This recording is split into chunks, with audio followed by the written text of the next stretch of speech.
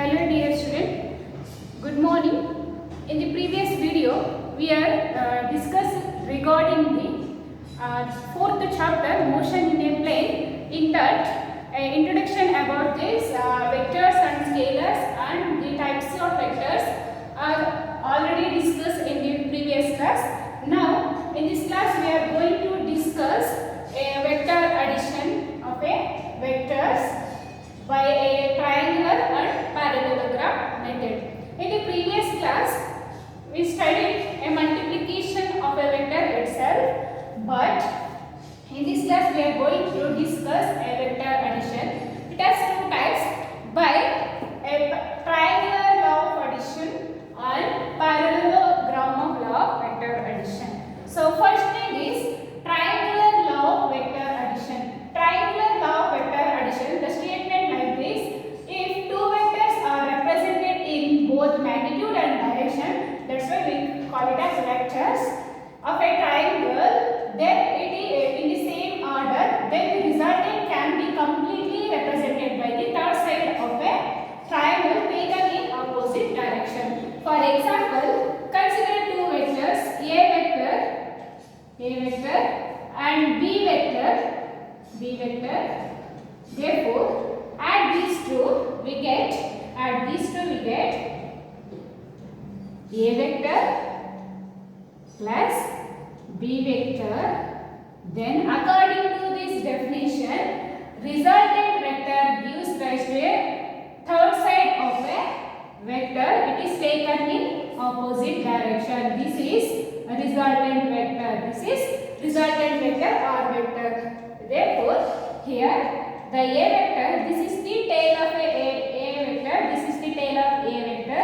Observe here, the tail of one vector is connected to the head of the another vector. Then only add these two vectors, then gives rise to a resultant vector of the third side of a triangle. Therefore, in graphically R vectors equals to a vector plus b vector. This is about the addition of vector by a triangular method. And the next one is parallelogram law of vector addition. It is also said that if two vectors acting at a point are represented in both direction and magnitude of two adjacent sides of a parallelogram, then the resultant can be completely represented by the diagonal drawn from the same point. For example, here also take two vectors, a vectors, and another one is b vector.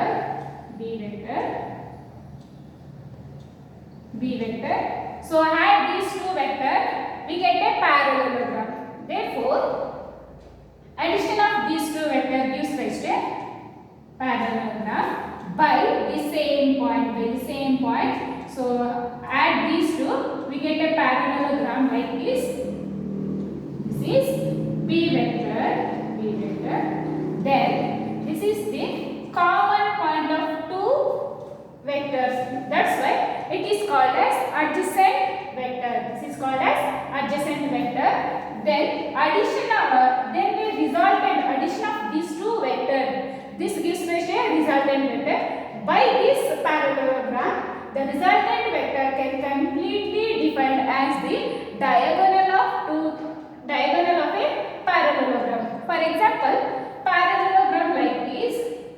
This is the another two sides of a parallelogram. Then the diagonal resultant vector can be drawn by diagonal drawn from the same point. So observe here, these two vectors are meeting this point. For example, it is named as A, B, C, D. So here the AB and AD are the adjacent side of the parallelogram. So that's why it is called as adjacent vector. So here in parallelogram there are two diagonals can be drawn, diagonal BD and AC. But here the total resultant given by the same point of adjacent vectors. Therefore, draw a diagonal from A to C. This gives rise to a resultant vector R equals to A vector plus B vector. This is the addition of vector by a parallelogram method. In this parallelogram method, the resultant vector can be completely represented by a diagonal drawn from a same point. So, but here the third side gives rise to a total resultant vectors. This is regarding about a triangular vector addition and parallelogram law of vector addition. Observe these two. Here, the addition of a vector by a one tail of a vector by another head of a vector. But here, both the tails or tail of a vector are meeting at a point, that is the adjacent vectors. These are the two common difference. These are the difference between these two. The next one is subtraction of a vector. This is regarding about addition of a vector by two method, and the next concept is subtraction of a vector.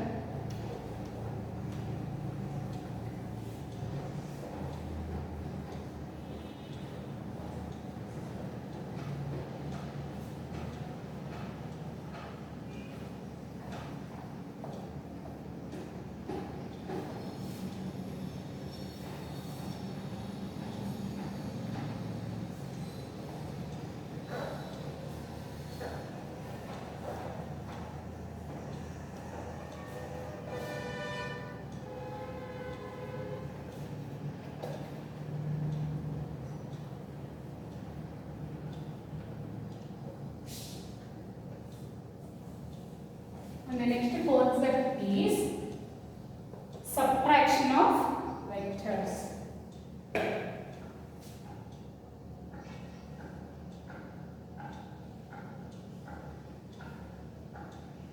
Subtraction of a vector. So, subtraction of vector can be defined as it is the addition of a vector with minus b vector. So, here subtraction of a vector is defined as subtraction of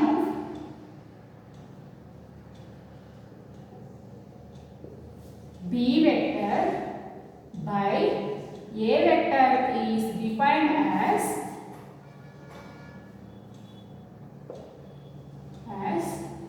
so here addition of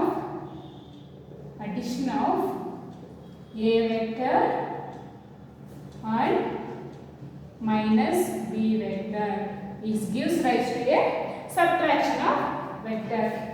So consider addition of two vectors gives rise to a resultant vector. A vector plus b vector equals r vector.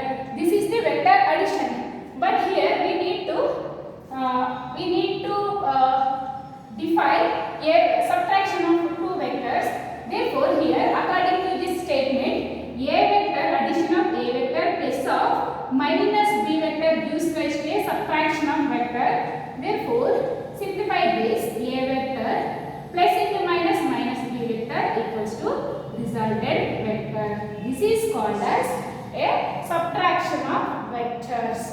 This is called as subtraction of vector. So here consider two vectors, a vector plus b vector. So this gives rise to a resultant vector.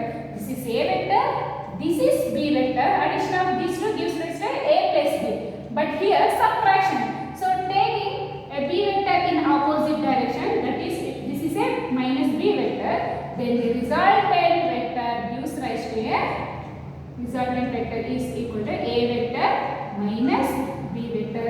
This is about the subtraction of a vectors. And the next one is position vectors.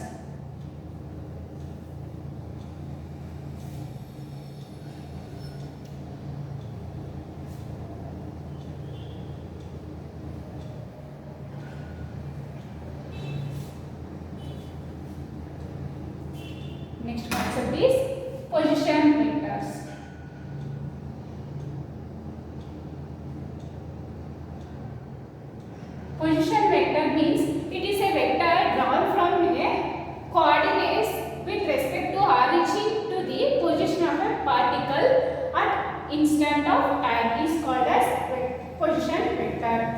is a vector. It's a vector drawn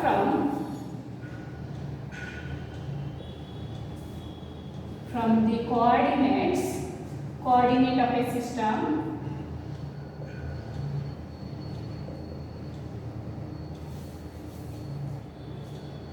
to the system from the origin to the position of a particle present in the position of a particle at instant of time. This is called as a position vector. So let us understand by a graph. For example, consider xy plane. This is x axis. This is y axis. So here, according to this definition, the vector is drawn by a particle position vector. For example, the particle moves in a plane in this position. Therefore, it is a particle P x comma y, and the vector is drawn from origin. This is origin to a particle present in a plane. This is the position of a particle. This gives rise to a position vector or vector. This is called as a position vector. Position, it is a vector drawn from the coordinate system of a system from the origin to the position of a particle at an instant of time.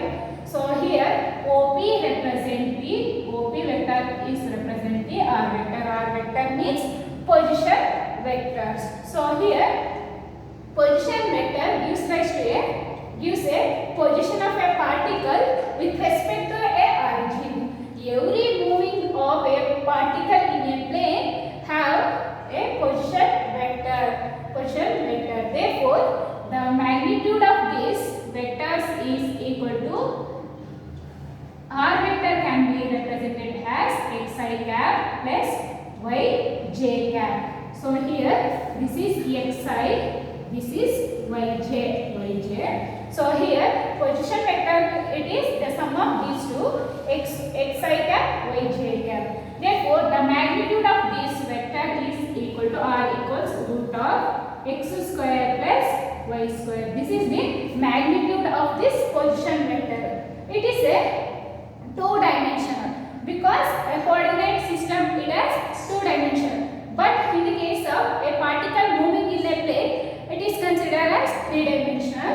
Then the position vector of three-dimensional is given by R vector equals xi cap plus yj cap plus zk cap. This is about a position vector in a particle moving in a plane.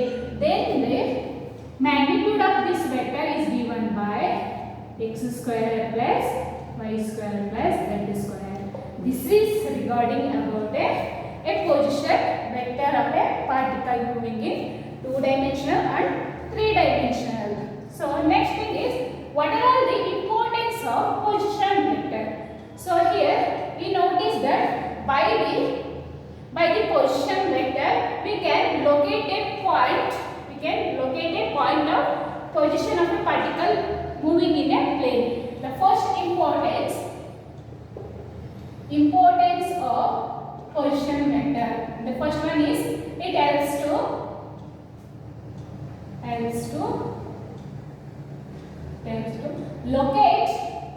locate a position of a particle moving in a plane. This is first importance, and the next importance is it gives the direction of a position vector with respect to origin. It gives the direction of a particle, direction of a position vector with respect to origin. origin means O. And the next one is, the third importance is, it gives a straight line distance. It gives a straight line distance with respect to origin. These are the importance of a vector point. This is regarding about a position vector and the importance of a position vector. So I will stop here. Thank you, dear student.